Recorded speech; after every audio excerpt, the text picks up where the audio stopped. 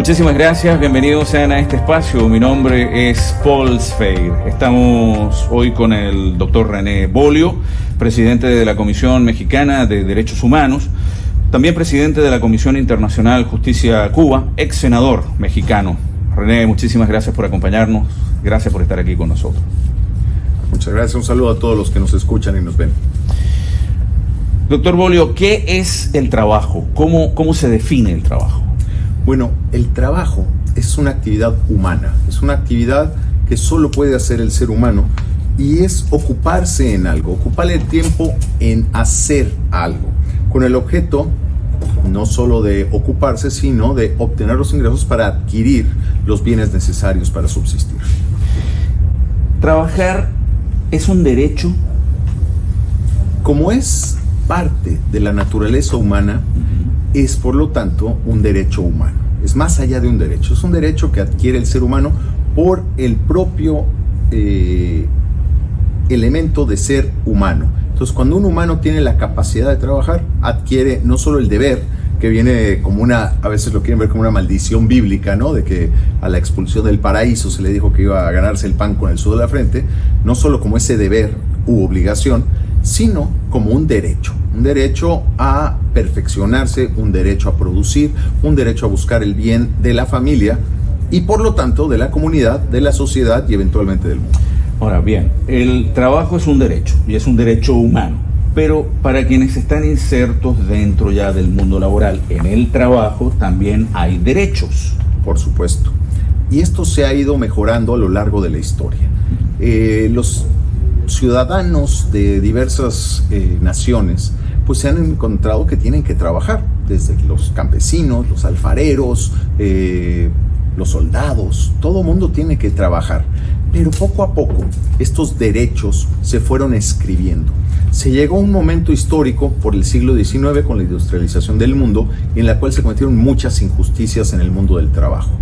Y es entonces cuando viene la regulación de los derechos, cuando se escribe ya derechos como el descanso, ¿no? Un día de descanso, la jornada máxima, las horas extras y las prestaciones sociales que van más allá del puro dinero que se paga por un trabajo, sino que ya va con lo que quiere decir pues la seguridad social, las prestaciones como la jubilación, los servicios médicos, las licencias por enfermedad, que se han ido adquiriendo por Occidente y después por todo el mundo y hoy son parte de esta legislación universal que está muy consensuada, en la cual los trabajadores tienen estos derechos y esta protección frente a los abusos a los que han sido sometidos, tanto por la empresa privada allá en el siglo XIX, como por los gobiernos estatistas y totalitarios todavía hoy en el siglo XXI.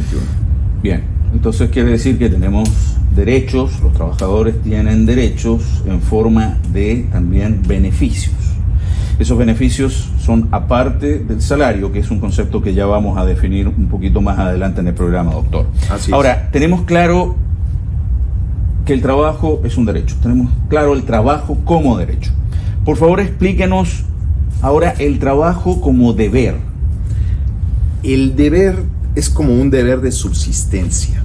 Es un deber que tenemos todos los seres humanos, no solo para ocuparnos, ¿no? Para ocupar nuestro día, para ocupar nuestras horas libres, sino tenemos un deber para la autosubsistencia, para que nadie nos tenga que andar manteniendo, sobre todo cuando se alcanza ciertas capacidades, la mayoría de edad, la capacidad humana. Entonces, ese deber que tenemos... ¿Es como obligatoriedad con uno mismo? Para empezar con uno mismo, por supuesto.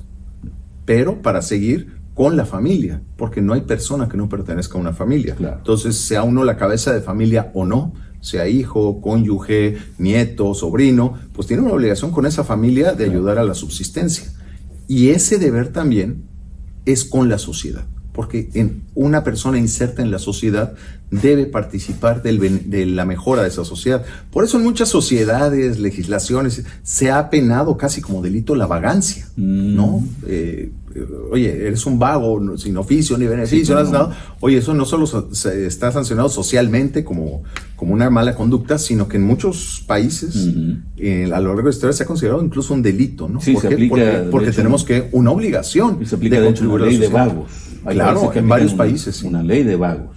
Así es. Para las personas que no están trabajando, un concepto de pudiéndolo trabajo. hacer, no lo hacen. O sea, no contribuyen a la sociedad, ni a la familia, ni a nada. Doctor, ¿todo trabajo es productivo?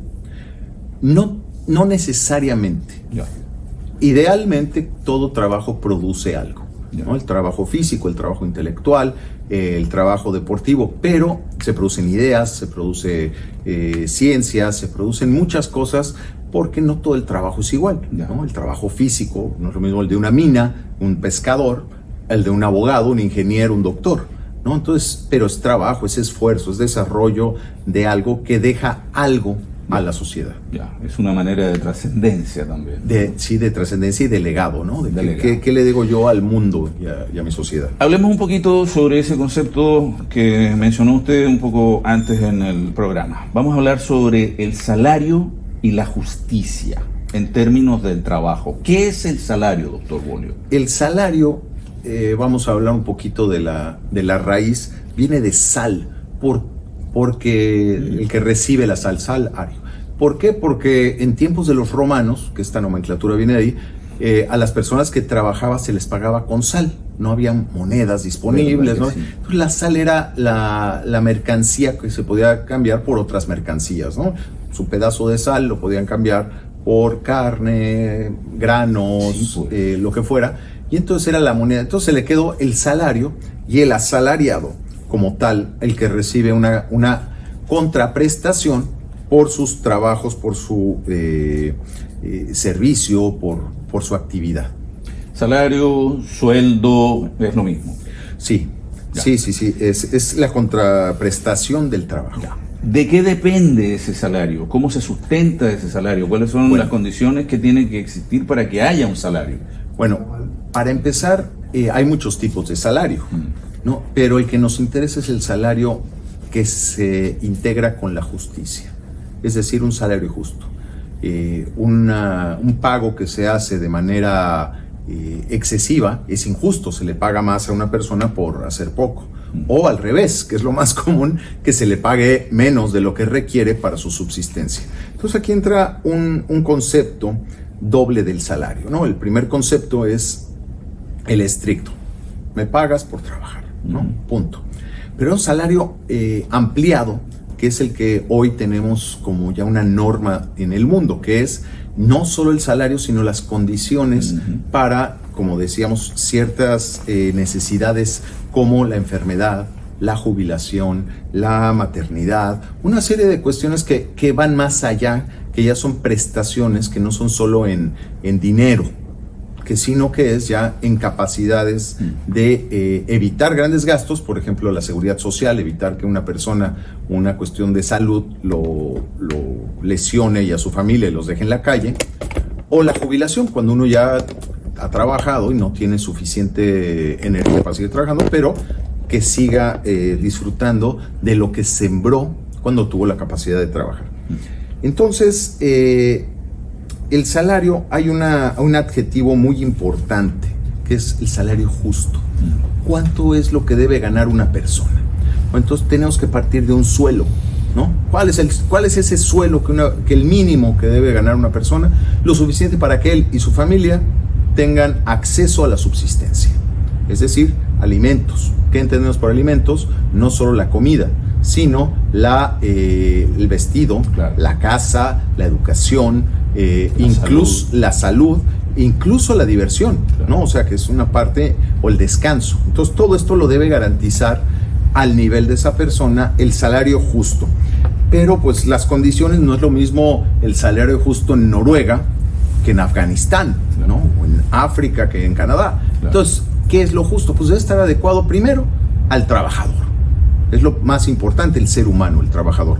Segundo, al empleador. Pues qué capacidad tiene el empleador, la empresa, el gobierno, el jefe, el patrón, claro, para pagarlo, ¿no? Porque no es lo mismo trabajar por una gran transnacional farmacéutica en tiempos de COVID que trabajar para una empresa que a veces el mercado, y que lo vimos ahora con la pandemia, que tenemos un problemón porque pues no alcanza ya para pagar salarios, ¿no? Claro. Tiene que ver con la empresa. Y lo tercero es con la sociedad en que ese trabajador y esa empresa están metidos, ¿no? Hay, por ejemplo, casos trágicos, Venezuela, ¿no? Pues por más bolívares que le paguen, nunca le va a alcanzar, ¿no? O economías que dan para que un salario mínimo sea una cantidad muy grande, ¿no? Como Europa, Norteamérica o Japón.